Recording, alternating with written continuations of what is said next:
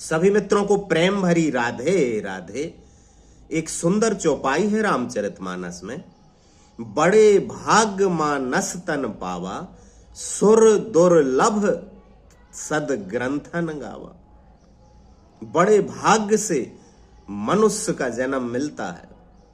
और आगे की लाइन कहती है कि सुर दुर्लभ तन ग्रंथन गावा।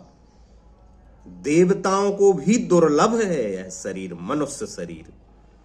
यही बात पूछ ली प्रेमानंद जी से, महाराज से एक साधक ने, कि मनुष्य शरीर को देवताओं के लिए भी दुर्लभ क्यों कहा गया है, और इतना दुर्लभ अगर है मनुष्य शरीर तो फिर मोक्ष क्यों पाए, इसी शरीर में क्यों ना रहे। लेकिन इस चौपाई पर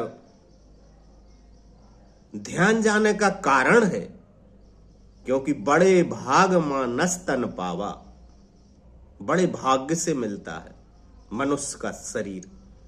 सुर दुर्लभ, देवताओं को भी दुर्लभ है। इसका क्या तात्पर्य है?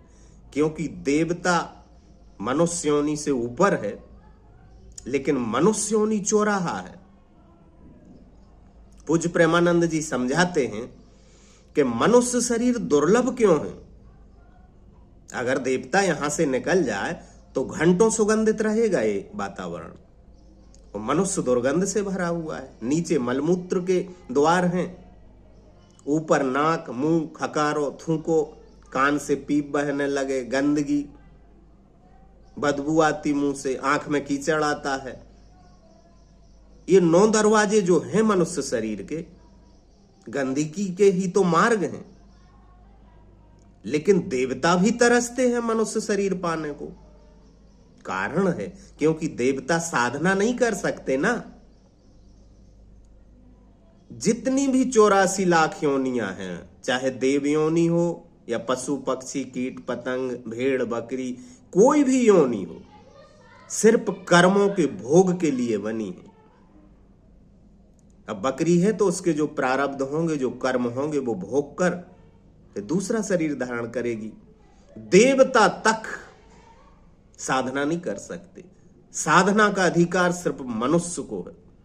इसलिए मनुष्य होने को तरसते हैं देवता, क्योंकि देवयोनि तो भोग के बाद, उसके पुण्यों के क्षय होने पर स्वर्ग से च्युत हो जाएंगे देवता, फिर कीट पतंग बन सकते हैं अपने कर्मों के अनुसार। लेकिन मनुष्य शरीर अद्भुत है, दुर्लभ है।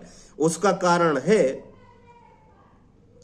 कि प्रारब्ध तो भोगेगा ही, संचित कर्मों के फल तो भोगेगा मनुष्य, लेकिन साधना भी करेगा, नए कर्मों का निर्माण भी कर सकता है।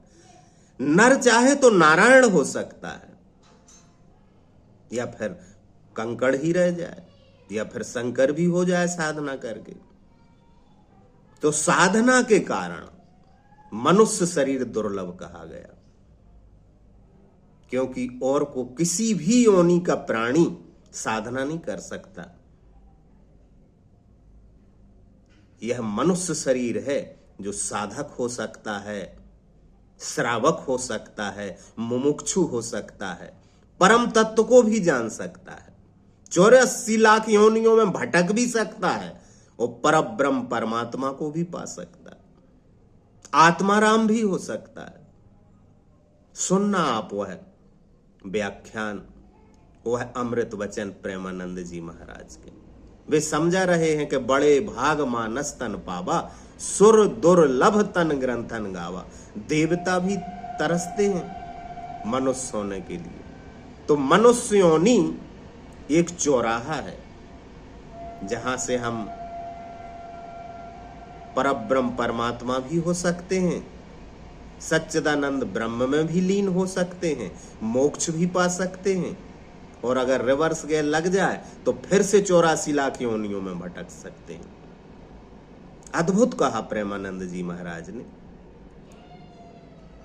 इस चौपाई की इतनी सुंदर व्याख्या और कभी सुनी नहीं गई।